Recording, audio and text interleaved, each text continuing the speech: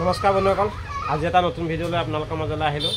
আজি অহা গাড়ীখনৰ হ'ল সুজুকি কেৰি BS6 পেট্ৰল। আৰু বন্ধুসকল চেক ইঞ্জিন আহিছে, ব'লক কি হৈছে বেমাৰটো চাই লওঁ আৰু আপোনালোককো জনাম। আৰু প্ৰথমতে ষ্টাৰ্ট দি লওঁ, বেমাৰটো কি হয় চাই লওঁ। এইটো এতিয়া ষ্টাৰ্ট দিয়া হ'ল, কিন্তু চেক ইঞ্জিন লাইটটো জ্বলি আছে বন্ধুসকল। আৰু কাষত জ্বলাটো হেণ্ডবেগৰ হয়, হেণ্ডবেগ উঠাই থোৱাৰ কাৰণে হেণ্ডবেগ জ্বলি আছে আৰু নুমাই যাব হেণ্ডবেগ নমালে। আৰু এইটো হ'ল নতুন প্লাগ, যিহেতু মই প্লাগৰ বেমাৰে পালোঁ। 4টা প্লাগে মিছফায়াৰ কৰি আছে। আৰু এইটো হ'ল পুৰণা প্লাগ আৰু নতুন প্লাগ দেখালৈ।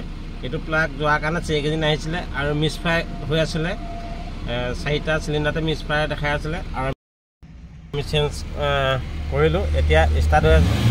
এতিয়া চেক ইঞ্জিন নাই আৰু ইয়াতো কোনো কোড নাই, নো ডাবল কোড আহিলে, নো ডাবল কোড। সেইটো কাৰণে বন্ধুসকল কেতিয়াবা যদি চেক ইঞ্জিন আহে তেতিয়াহ'লে লেপটপ নহ'লেও এবাৰ প্লাগটো চেঞ্জ কৰি চাব।